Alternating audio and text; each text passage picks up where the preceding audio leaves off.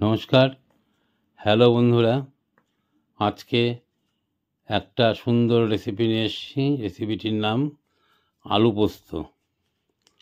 এই আলু পোস্ত খেতে সবারই ভালো লাগে, বিশেষ করে এটা গরমের দিন আরও বেশি ফেভারিট। তবু আজকে মনে হলো একটু আলু পোস্ত খাবো, পোস্তটা বানিয়ে নিই।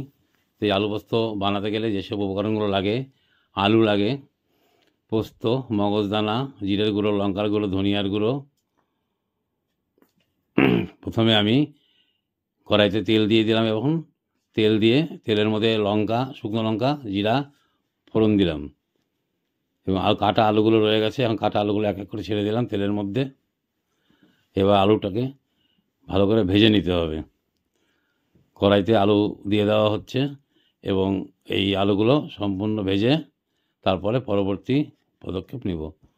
এখন যেটা, এই যে লবণ দিয়ে দিলাম 1 চামচ, স্বাদ মতন লবণ দিলাম।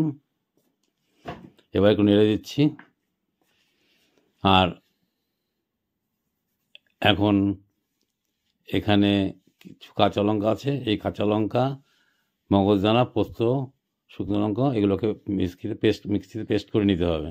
এবং এখানে কড়াইতে আলুর মধ্যে একটু শুকনো লঙ্কা দিয়ে দিলাম, জিরা দিয়ে দিলাম, একটু হলুদ দিলাম, আর গোটা গরম মশলাও দিয়ে দিলাম। এবার ওই কাঁচা লঙ্কা, পোস্ত, মগজদানা বাটা, পোস্ত বাটাটা এবার আলুর মধ্যে দিয়ে দিলাম। আলুটা ভাজা হয়ে গেছে, এখন আলুটাকে কষিয়ে নিতে হবে। বাটা, পোস্ত বাটা, লঙ্কা বাটা এটা দিয়ে দেওয়া হলো কড়াইতে। এবার আলুগুলোকে নেড়ে নেড়ে কষিয়ে নিতে হবে।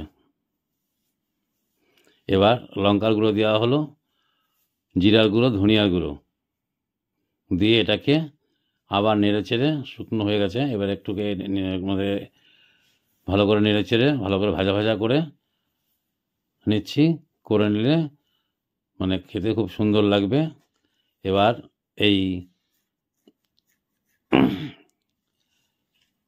আলু পোস্তর মধ্যে অল্প দুধ দিয়ে এটাকে এখন একটু ফুটিয়ে নেব বা কষিয়ে নেব। এবার কড়াইতে নাড়া হচ্ছে, আস্তে আস্তে নাড়া হচ্ছে। এখন জল দিয়ে দেব। জল দিলে এই আলু পোস্তটা ভালো করে সেদ্ধ হয়ে যাবে। খুব ভালো করে নেড়ে দিতে হবে। পোস্তটা খুবই মুখরোচক হয়, মানে বিশেষ করে আমার কাছে তো খুবই প্রিয় পোস্ত। গরমকালে তো আলু পোস্ত রেগুলারই হয়, শীতের দিন একটু কম খাওয়া হয়, তাই আজ মনে হলো তাই আলু পোস্তটা তৈরি করব। যাই হোক, এবার তো আলু পোস্তটা ফুটে গেছে, খুব সুন্দরভাবে ফুটে গেছে, কালারও আসছে। একটু স্বাদ মতো চিনি দিয়ে দিলাম। একটু মিষ্টি দিলে খেতে ভারী মিষ্টি মিষ্টি স্বাদ থাকে, আবার ঝাল ঝালও হয়। আর লঙ্কাও আছে, চিনিও আছে, দুটোর সংমিশ্রণে একটা ভিন্ন মাত্রা পায় টেস্টে। মোটামুটি হয়ে গেছে, এবার আমি নামিয়ে নিলাম। এবার আস্তে আস্তে এটা একটু ঠান্ডা হলে আমরা ভাতের সঙ্গে এটা নিয়ে নেব। ভাতের সঙ্গে আমরা এটা মেখে খেয়ে নেব এবং ভালো লাগবে।